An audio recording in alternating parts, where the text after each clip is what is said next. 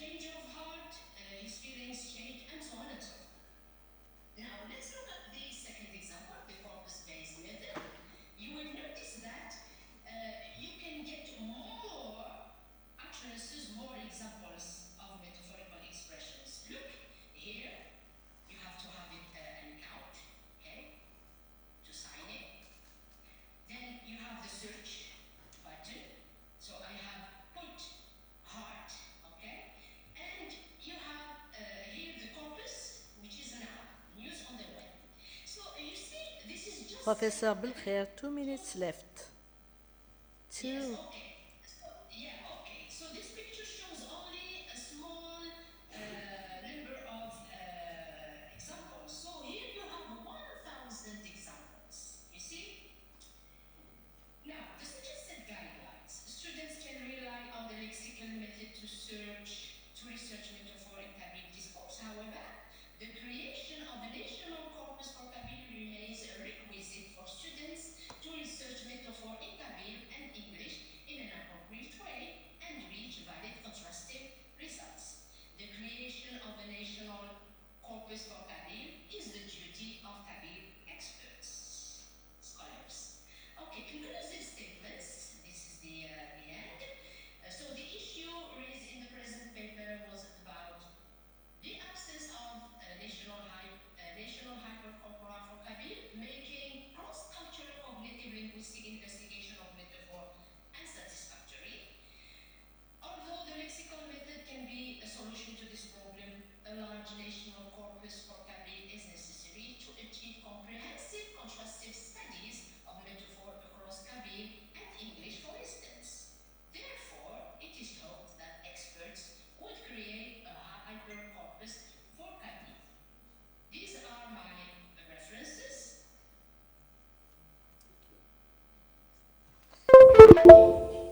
Thank you, Professor. Thank you for your very interesting communication and for having respected the time allotted. Now, the floor is for my dear colleague. Are you ready now? Yes. 10 minutes, please. Yes.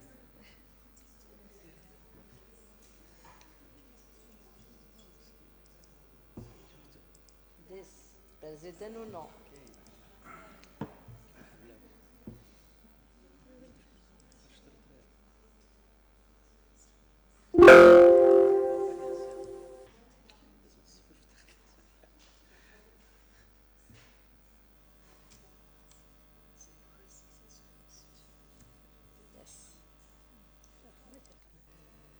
Yes. Well, thank you, Dr. Qassi. Thank you. My intervention is entitled, right in the discussion Please. section, what, why, and how. So I'm going to follow what Professor Hamoudi has said, another part of the dissertation or an article. Okay, so writing an article or a dissertation is a difficult task since in addition to requiring a certain set of abilities and knowledge, writing is more difficult in the scientific domain. So a scientific text describes a story from its beginning to its end, including objectives, research questions and hypotheses, literature review, what has been spoken earlier, data collection, statistical analysis, discussion, and conclusion. So writing a scientific paper needs time, edition, revision, and careful attention to detail. The discussion section seems to be the more complicated, since it entails interpreting and explaining the research results in the broader context of the field, explaining and evaluating the findings, showing how these findings relate to the literature review, and making an argument in support of the overall conclusion. So here, what? That is the content of the discussion. What does a discussion contain? A discussion should move from specific to general. So this is the opposite of the introduction, which should go from general to specific, but in the discussion from specific, that is from answering the questions, to the general, to generalize the results. It puts the results in their proper scientific context with a reference to the different literature review treated in the literature review section, it converts, this is a very important aspect, it converts information into knowledge. So this knowledge will be shared by the researchers and people in the field. It tells the reader why the research results are important. The writer should be self-critical and honest about the shortcomings of the study, that is, sets the limitations of the study and do not generalize the results. It also explains the implications of the findings and provides directions for future research. So here a summary of what does a discussion contain. We have a summary, interpretations, contextualization, implications, limitations, and recommendations. Why? Now, why the discussion section? Why is it important? Why to write a discussion section? Because in the discussion section, we present, interpret, and provide the context for the results. We delve into the meaning, importance, and relevance of our results. It fosters a sense of academic community that helps us to share thoughts and ideas, as well as express, defend, and explore different opinions. It presents arguments and information from different viewpoints as we relate to the literature review, and it builds collective knowledge and capability in relation to specific literature. So here are the steps of how to write a discussion section. So first, we summarize the key findings. In the discussion section, we do not speak about all the findings that we have achieved, but we have to choose the main points that answer directly the research questions. Second, we place the findings in the context, that is, we refer to the literature. We mention and discuss any unexpected results and connect them to the research questions, because undoubtedly we get unexpected results. Okay? There are many things that go hand in hand with our research, in our research tools, so we get undoubtedly unexpected results. Fourth, we address the limitations. It is very important to speak about the limitations of the study, because we cannot generalize the results, so these limitations will help us to provide further research topics. So we provide a brief look at potential follow-up research studies and recommend a few areas for future studies. We conclude with a restatement of the significant findings and their implications that answer directly the research questions. So in the discussion section, we have a beginning, a middle, and an end. In the beginning, we present the strongest evidence. So it is very important to start the discussion by giving the most important results. In the middle, we show how the results fit into the literature and how they support the answer to the research question. We compare the results with other studies. There are many studies that have similar objectives, so it is very important to say whether that we are hand in hand with these studies or not. And the ending, it should also be strong in restating the answer to the question and mentioning possible applications, implications, or speculations. Now, the problem with the discussion is that most foreign learners fail in writing it. So why do they fail? Despite the different facilities that we have today, such as technologies, the process of writing a research project still remains a challenging and multifaceted task for postgraduate students in general and non-native speakers of English in particular, which is our case.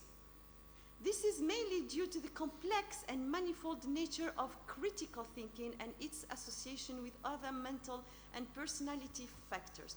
Because to write the discussion section, to interpret the results, to relate them to the literature review, we need to have sufficient critical thinking skills. So, the discussion chapter serves as a critical evaluation of the study's overall conclusions. Hence, it requires the writer's personal contribution and high thinking and reasoning skills. So, the development of a sound and sensible argument, that is a personal contribution in the dissertation discussion, presupposes incorporating critical thinking as a necessary construct for 21st century learning and emphasized by research on dissertation writing. Now, what is critical thinking? Critical thinking refers to the purposeful, self-regulatory judgment which results in interpretation, analysis, evaluation, and inference, as well as explanation of the evidential, conceptual, methodological, criteriological, or contextual consideration upon which that judgment is based. So, in simple words, it is the ability to reason and inquire logically. In other words, the discussion section is author's voice, personal contribution to the existing knowledge. However, evaluating research findings is a cognitively difficult endeavor because it requires intricate causal, conditional, and purposeful reasoning. Hence, researchers, mainly students, make tremendous efforts. Accordingly, critical thinking is one of the most crucial abilities that students need to acquire from an early age. Hence, it must be included in the curriculum. So as a conclusion, we can say that critical thinking is one of the most crucial abilities that students need to acquire from an early age. Hence, it must be included in the curriculum. So not only for writing a discussion section, but for all their learning process. The discussion section is where the researchers engage in critical analysis, synthesis, and reflection, demonstrating their understanding of the research topic and its broader implications with the academic community. Therefore, investing time and effort in writing this section should start from critical thinking development. Thank you for your attention. Thank you. Thank you, Sonia, for saving 1 minute, I think. Okay. 1.5. Yes. So I think that now I'm going to give the floor to me, yes, to myself, because, and of course, I will try to respect the time allotted. Okay. So, of course, why the choice of my topic? I'm going to share with you the screen. It's from my personal experience. When we started our career at the university, we heard some sentences, some things like it's very difficult to publish, mainly in English, it's something impossible. So these ideas contributed in darkening the issue of publishing in English mainly. So this is why I have decided to entitle my work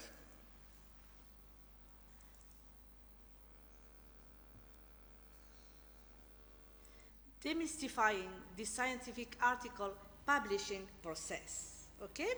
So it's a way to fight, if you want, between brackets, these false ideas concerning the publishing process, and to say to our students, PhD students, that things are possible. When you are doing things in the right way, you are going to have results. Okay?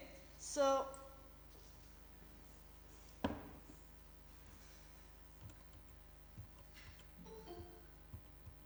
course, the outline of my presentation. Research findings, analysis, or insights to a written, yes? Academic publication within a specific field of study. The process typically involves several stages. Before having your paper published, the paper is going to move to different phases or stages. Starting from the submission of your paper through the platform, generally it's the HGP platform, peer review, revision if required, and acceptance then for publication. Okay, before arriving to this final point, you have to move through all these stages. Publishing in academia is not only a professional requirement, but also a fundamental aspect of the scholarly pursuit of knowledge, advancement of discipline, and societal progress. Here are some reasons. Because you know, when you start your career at the university, you are not just going to provide your learners with knowledge, present lectures, but you are a researcher. It means that you have two hats, a teacher and conducting research. So why do we need to publish? First, it's for the dissemination of knowledge. You are going to share your knowledge with others. Validation and recognition, and Professor Idri this morning talked about this issue of being recognized among the international, national and international, at the national and international level. It is also a requirement for your career advancement. To move from one stage to another, you need to publish. Contributing to literature. You know that this morning Professor Hamoudi said that in fact when you conduct a research it's because there is a gap and you need to bridge this gap. This is why you are undertaking a research. So the aim is to bridge the gap and to try to provide some insight concerning an issue or a subject. Contributing to literature, networking and collaboration, and it is what we are doing now. We have speakers from different colleagues from different Algerian universities, and we are in fact collaborating. We are trying to find solutions to some common problems as far as methodology is concerned. So through these publications, we are going to have a kind of network. We are going to exchange experiences with our colleagues from other universities, impact and influence, and of course, preservation of research. So the first stage is when you have finished your paper, you are going to select where to publish. A very important question, where to publish. So choosing the appropriate journal to publish your research can have a significant impact on the reach, credibility, and visibility. These are the three key words, because you don't publish for yourself, but you publish for others. So the three main aspects that you have to bear in mind is that you have to bear in mind the impact, to reach, credibility, and visibility of your work. When selecting a journal, take into account the following factors.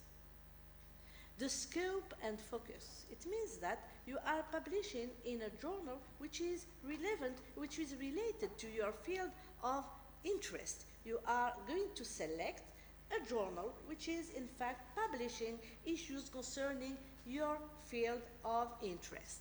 Impact factor and reputation. The more the journal has an impact factor, the more impact that you are going to have for your paper. The audience, yes, the audience, the open access policy, publication frequency and timelines, indexing and abstracting services. These are the main elements that we should consider when selecting where to publish. By understanding and following the journal's guidelines, you can increase the likelihood of your manuscript being accepted for publication. Manuscripts that adhere to the journal guidelines. You know, when you go to the platform, the HGP platform, you select a journal, the first thing to do is to see the guidelines that are provided to the author. For reviewers to evaluate. By representing your research in a clear, organized, and standardized format, you can facilitate the peer review process and help reviewers focus on the scientific content and merit of your research rather than struggling with inconsistency and formatting issue.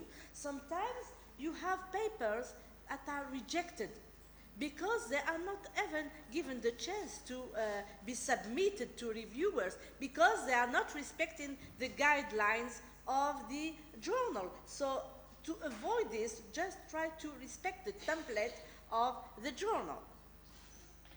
The IMRAD method is a widely used structure for organizing research manuscripts in many scientific disciplines, especially in the fields of medicine, biology, and social sciences. IMRAD stands for Introduction, Methods, Results, and Discussion, and it provides a systematic framework for presenting research findings in a clear and logical manner. It means that we have to respect this format in order to make things clear right from the beginning. Introduction, your background provide the context of your study by reviewing the relevant literature and in identifying the gaps and controversies in the field. So here we have two keywords, which are the literature review and the gap.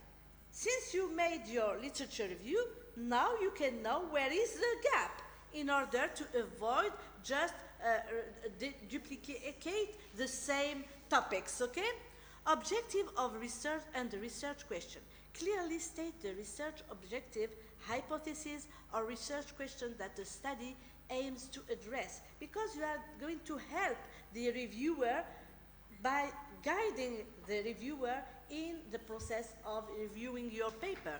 Significance. Explain the importance of the research and its potential implications for the field, practice, or society. It means you explain your contribution in the field of science. Methodology. The part which is very important is the methodology.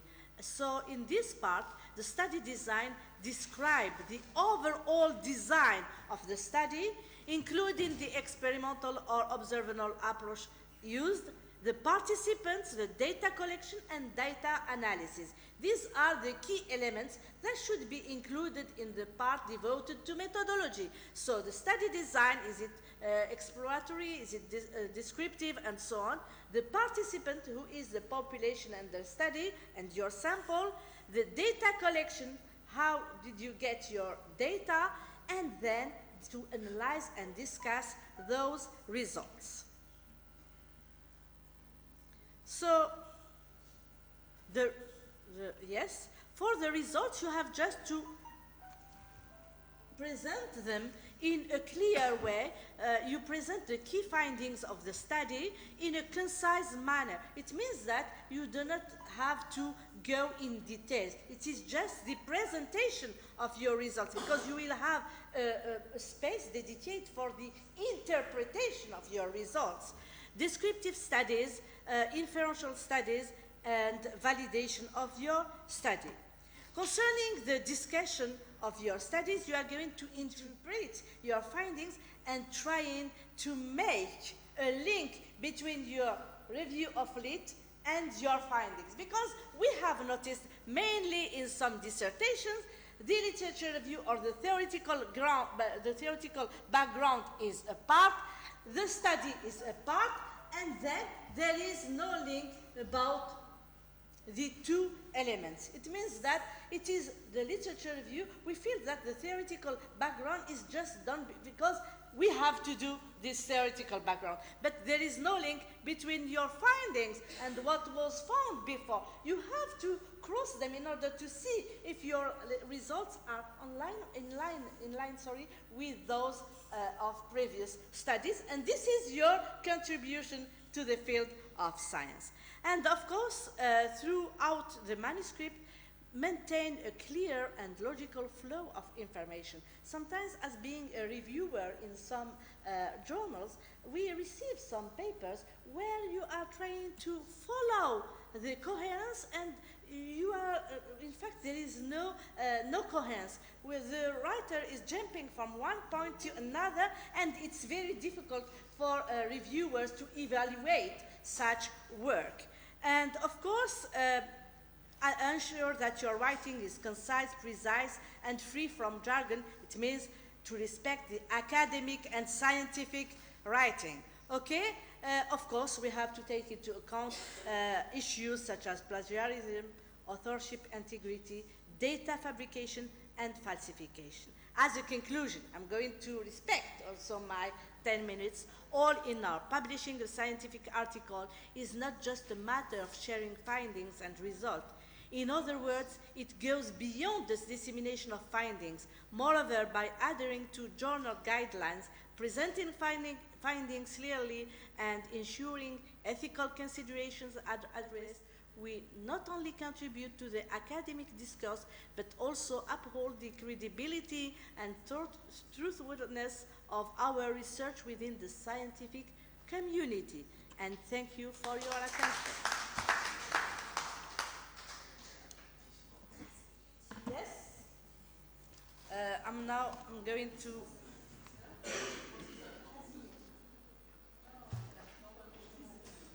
Yes? So I think that we have a participant from El-Wed, Dr. Asma Nesba. Dr. Asma Nesba from University of El-Wed, are you with us? Yes? Yes, yes, Okay, I'm with you. welcome, doctor. So you have 10 minutes to present your work entitled Why Do Higher Education Institutions Researchers Publish Mandatory or Optional Motives? Okay? So 10 minutes, please. Yes, okay. First of all, I would like to express my happiness to be part of in this scientific event. I'm going to share my screen. I'll try to do it. Eh.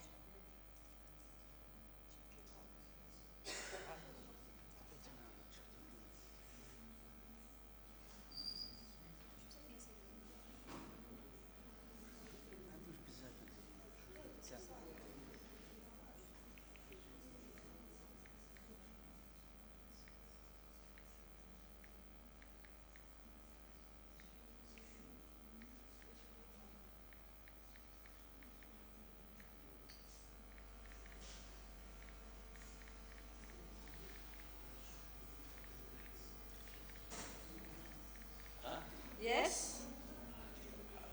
Yes, you can start, please. Not yet. This, the audience. Not yet. Not yet.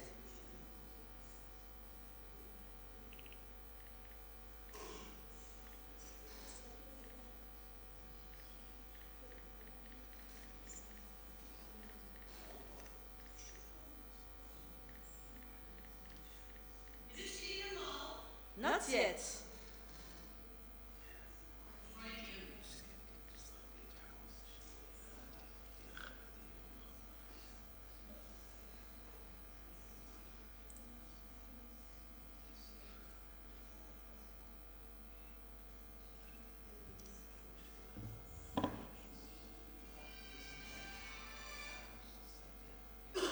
Yes, Dr. Nesba? Is the screen shared now? Not yet, not yet.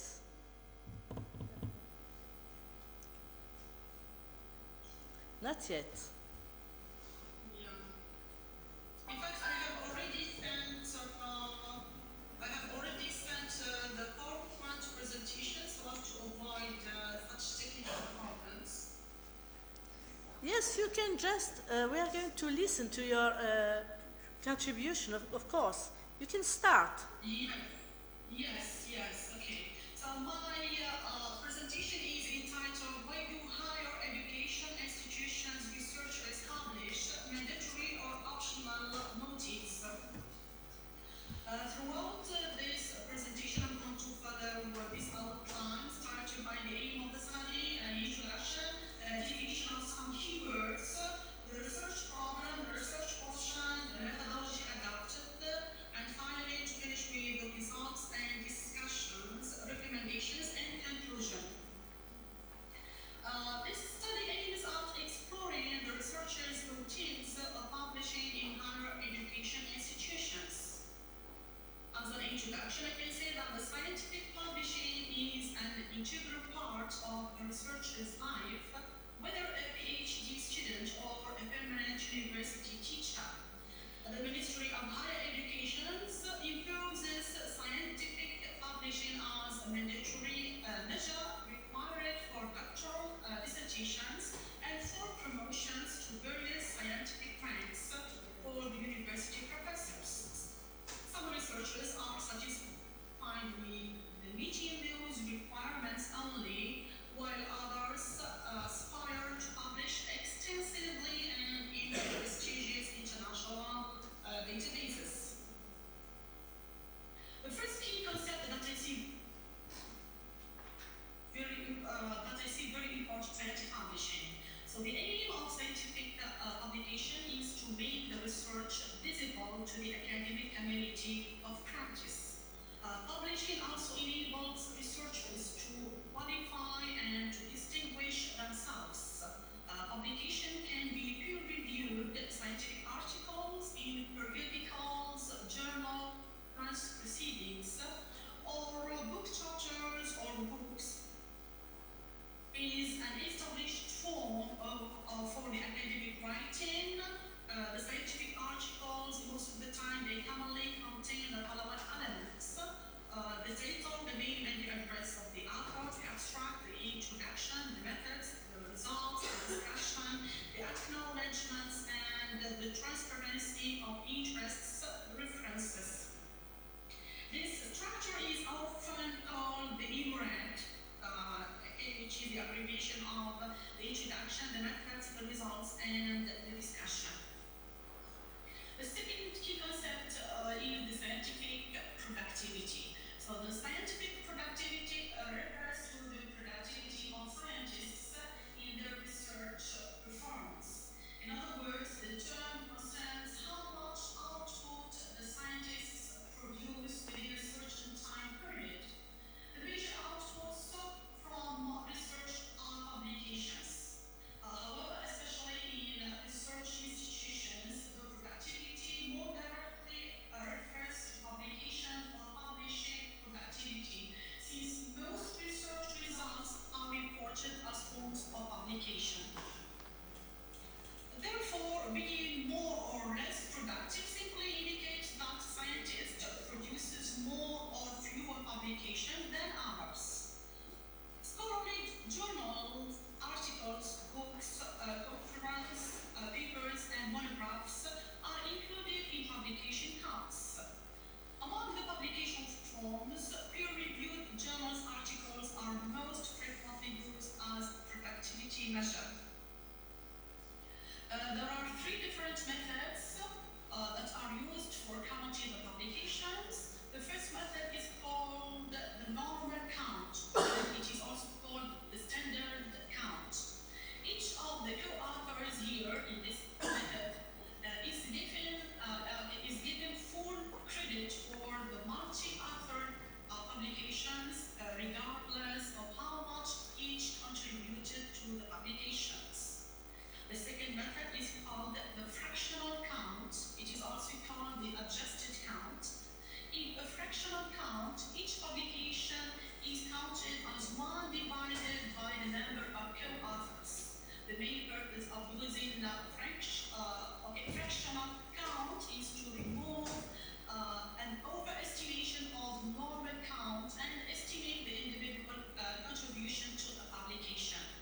The third method is called the first author count, also called the straight count. Here, the first author count is another way to remove the inflated credit by normal count and to determine the individual's major contribution to publications. This method only recognizes the publications in which the individual has contributed as the main author. Another key concept is the differences between the publication counts and the citation counts. The publication counts deal with the quantity of research performance, and the citation counts address the quality of publications. Despite the fact that the qualified publications have a big number of citations, the big number of citations only shows the impact and influence of publications and is not used for measuring the scientific productivity. Highly qualified publications are generally referenced in the Web of Science or the Scopus databases. Please, Dr. Nespa, 2 minutes left. Yeah? 2 minutes left, sorry. Yes, sorry to interrupt you. Yes.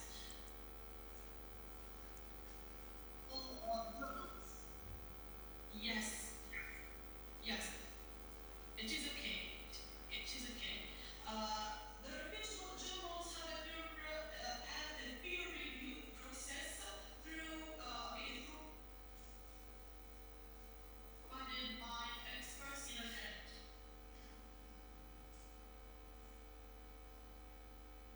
They also follow recognized publishing standards, and they are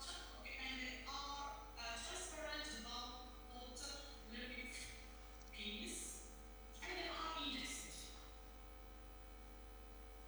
The criteria of determining the reputation of the journal, first you have to know where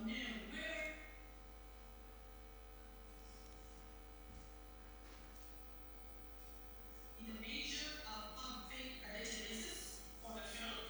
Okay, what is its publishing history? How long has the journal been available? Is it peer reviewed? And what is its impact factor? Measuring the university visibility. The university ranking metrics provide a fresh new perspective, acknowledging that public visibility is intrinsically linked to the and the prominence of college or university. Higher visibility helps attract quality students, expand funding opportunities, recruit faculty, facilitate new partnerships, Would you please, increase school spirit. please, Dr. Dr. Nesba, would you please go to the conclusion? Yeah. Yes. Yeah, okay. Thank you.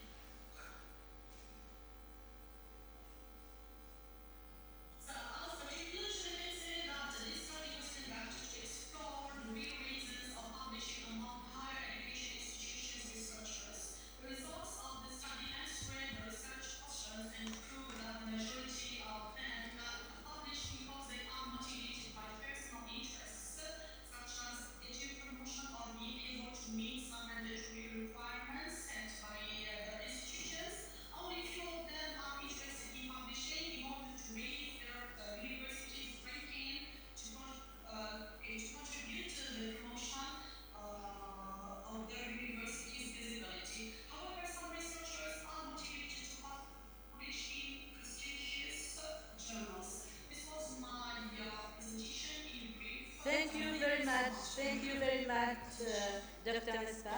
So I don't know if our colleagues, Professor Sami, thank you, Professor Selou is with us, and Mr. Tanzabet and Professor Selou? No. So this plenary session, we have recorded many very interesting communications, starting from the communication presented by Professor Nessin Ouar, then Dr. Sonia Marzoqan, Professor Sadia Belkhair, myself, Dr. Ali Shush, and of course Dr. Esma Nesba. Now I think that we invite the audience to ask the questions, and the debate is okay.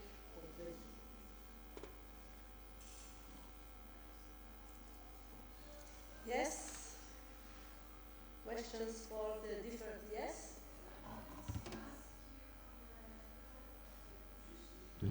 Deux, un. Yes? Publishing articles.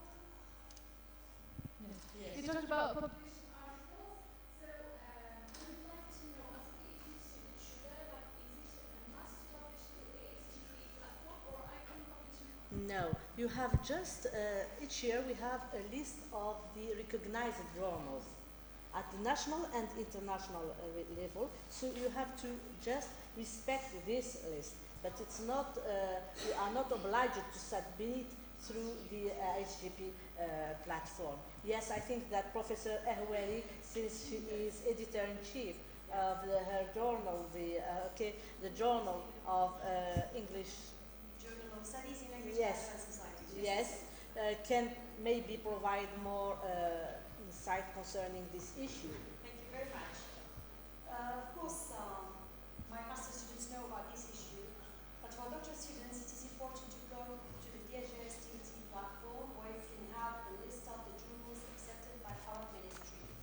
have the A journals, the B journals, and the C journals, and the predatory publishers and journals. Yes, thank you. Thank you. So you need really to go to the DGSDT platform. There is the last list of the 2024 list. If you find the journal, any journal in the world, which is listed in the DGSDT, and you can have your screenshot of it, or the shortcut, sorry, of this DGSDT. So what I do, even from my phone, when somebody invites me by email for publication, I just go. If you don't find it, please do not waste your time, mainly for doctor students. We got bad experience with our students who really could not defend their rivals just because the journal was not recognized by our ministry. Journal can be somewhere recognized in another country, but in our country, follow the DGSDT. Not only ISGP is the issue. I told you in my presentation, we have only 22 B journals in Algeria. So your maybe objective is to publish in B2, so there are thousands elsewhere of journals. My piece of advice for everybody, try to respond to calls for papers for international journals, because calls for papers will directly give you a framework for publication in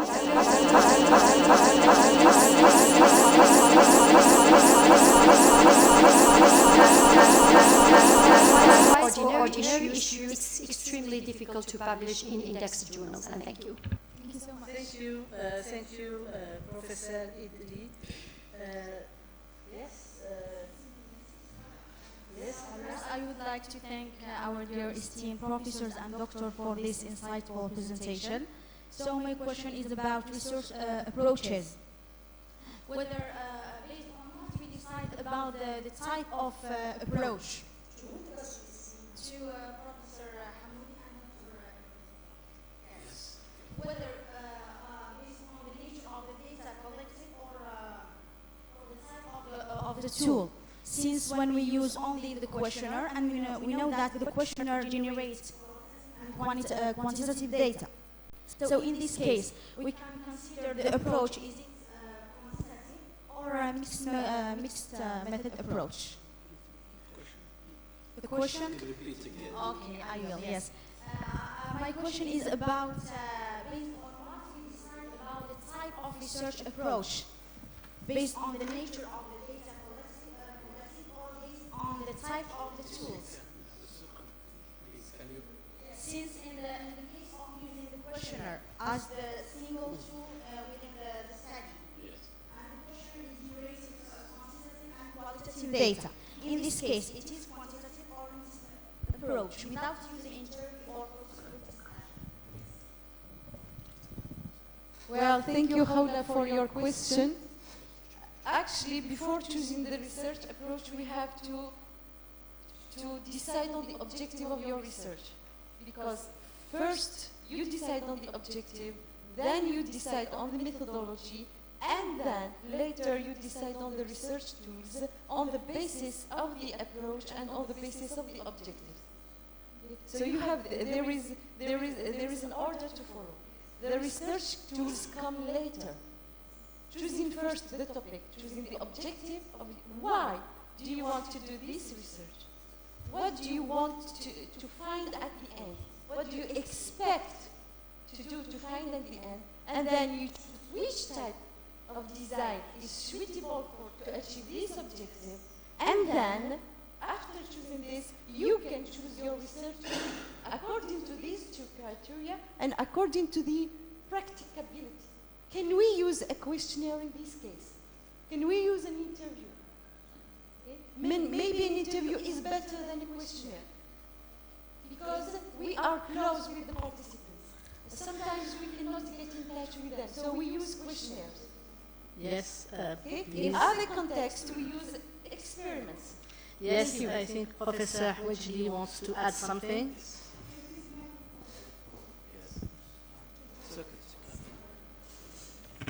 Okay, thank you for this question, good question, and thank you, Dr. Imelzoan, for your answer. I think you have answered. Just to add something, when it comes to choose the approach or the the approach that you have to adopt in your investigation and your study, you have to consider something. Two issues. Issue one, Dr. Imel talked about the order. In methodology, we talk about a principle that research is a top-bottom process. It's a top-bottom process, which means, in other words, it's the nature of your study that determines what methodology you have to opt for. Which means, in other words, you have to ask the question, what shall I do in my study? Am I going to measure? Am I going to observe and describe? Am I going to measure and measure quantitative? Describe, observe, qualitative. Both the mixed methods approach. The second issue, when it comes to triangulate the tools,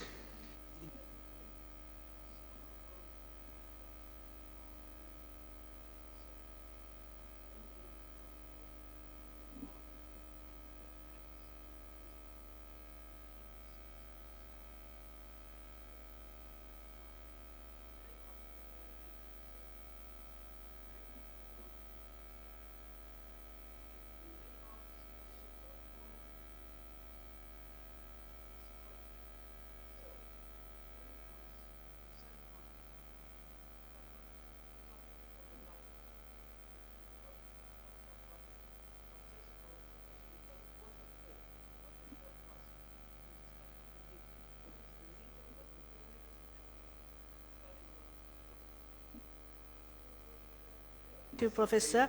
I think that the Professor Hamoudi wants to add a few words yet. Yes. Well, I think your question is using one questionnaire, and within the questionnaire, there are open-ended questions and yes or no, or quantitative. Okay.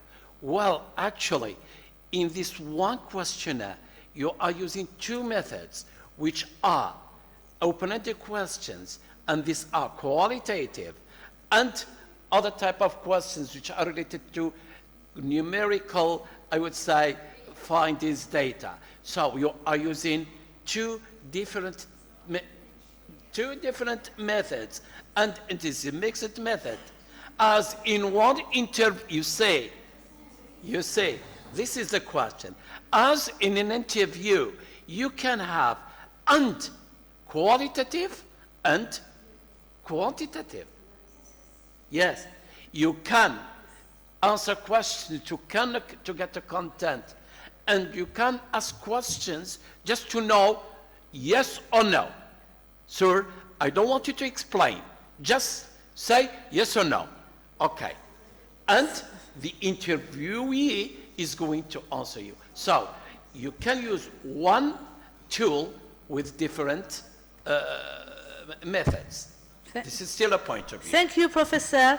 Thank you. I think that we are going to take only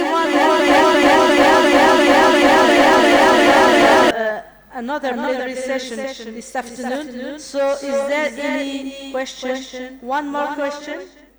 No question? Yes? Dr. Eid Ben Ali Shour wants to add something? Yes? Yes.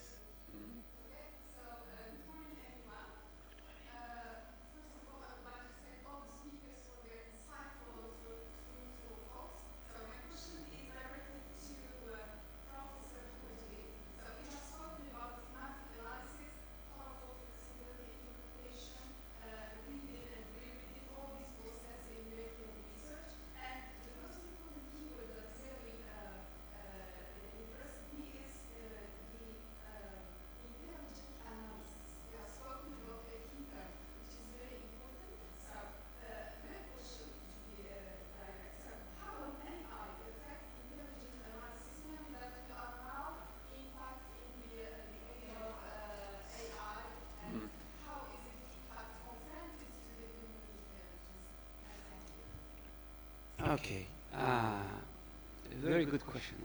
Very nice question. I think to answer you, I think it's too early to judge the use of AI in research. I mean, qualitative research. It's very early. Just give you my point of view regarding the use of AI or the use of softwares. You have to know that whether it is, we use the different softwares, the CACTAs, the computer-assisted qualitative data analysis, NVivo, MaxQDA, Atlas TI, there are plenty of softwares, and they differ. For example, what you may find within NVivo, you may not find with, for example, MaxQDA. Also for the AI, they assist you. They may assist you, but they don't make the interpretation analysis. It's your role. It's your role to interpret and to analyze the data. It's okay. Now, the use, when it comes to the use, since they assist you, the softwares or the software and the AI, I talked with Professor Hamoudi before in the coffee break. For novice researchers, it's more important to rely on human-driven analysis data, which means you have to get the required knowledge to develop your skills in analyzing data.